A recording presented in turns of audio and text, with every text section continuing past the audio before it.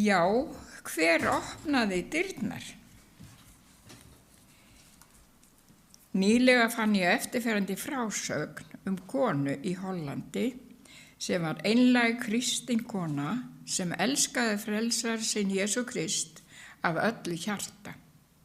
Þetta gerðist fyrir það bil 400 árum síðan, þegar að fólki var hótað lífláti ef það játaði opinberlega trú sína á Jesú Kristi. Konan hét Hanna.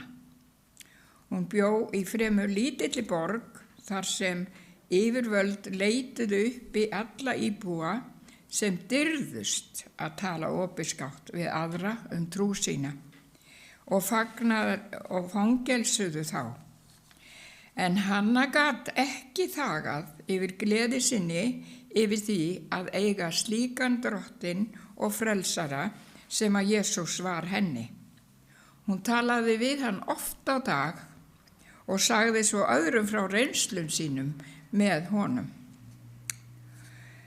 Og þar kom að því að hermenn yfirvalda komu heim til hennar og handtóku hana, settu hana í fangelsi bæjarins.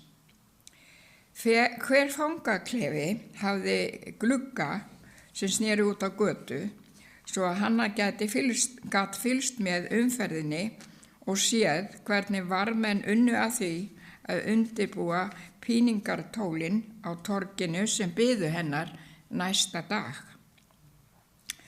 Hún vissi hvað beið hennar, enda höfðu þeir sagt henni að hún myndi svo sannarlega afneita Kristi þegar fingur hennar yrðu kramdar hver af öðrum og jafnvel slitnir af henni í augsýn fjölmennis sem þá kæmu til að horfa á alla slíka viðburði.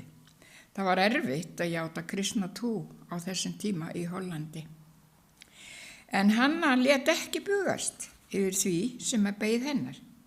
Henni þótti svo vænt Jesú Krist að hún var bara því meira á bæn til hans.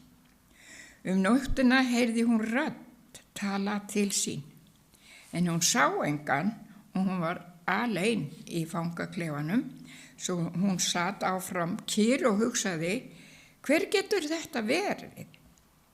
Aftur heyrði hún einhvern tala við sig, einhvern sem virtist vera inn í fangaklefanum með henni, en hún sá engan.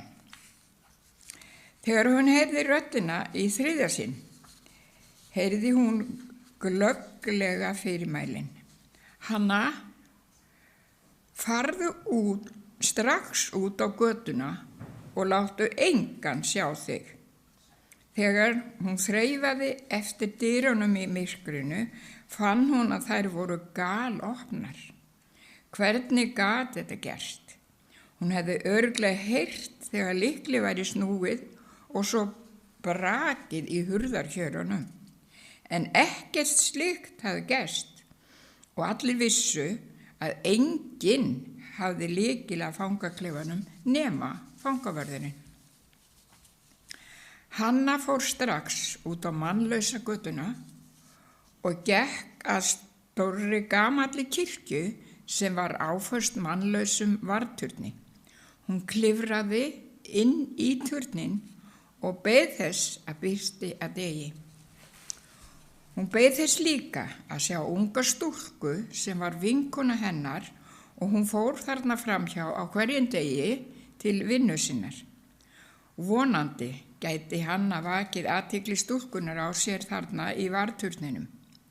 Og þegar hún sá vinkonu sína, kallaði hún hljóðlega á hana og bað hana fara til systur sinnar og biðja manninn hennar að koma á árabátnum sínum eftir síki bæjarins að varðturninum miðnætti. Og meðan hún beið þarna eftir bátnum, heyrði hún að lögreglumenn gengu víða bæinn að leita hennar og buðu mikil verjalaun hverjum sem gæti sagt til hennar. En það gerði unga vinkonan hennar ekki. Og maðurinn kom með bátinn á tiltekinn stað og náði í Hönnu og fór með hana úr bænum á örugga stað. Oft var hún spurð hvort einhver hefði opnað fangelsisdyrnar fyrir hana. Hún var ekki í neinum vafa það, að það var Drottinn hennar, besti vinur Jesús Kristur, sem opnaði dyrnar fyrir hana. Hanna lifði langa ævi og var ætíð óhrædd að vitna frelsara sinn.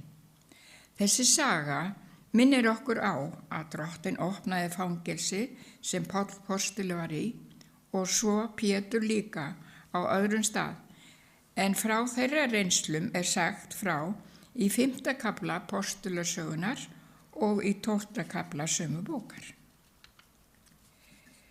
Viljum við gera eitthvað til að lega ástandið í heiminum? Eða getum við það? Lítum þá inn á við og gleymum aldrei að allt byrjar innra með okkur.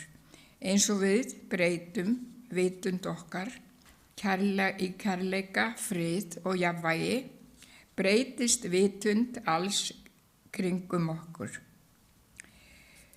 Byrjum að setja öll spilin á borðið og verum ákveðin í að gera eitthvað sem að eflir kærleikan.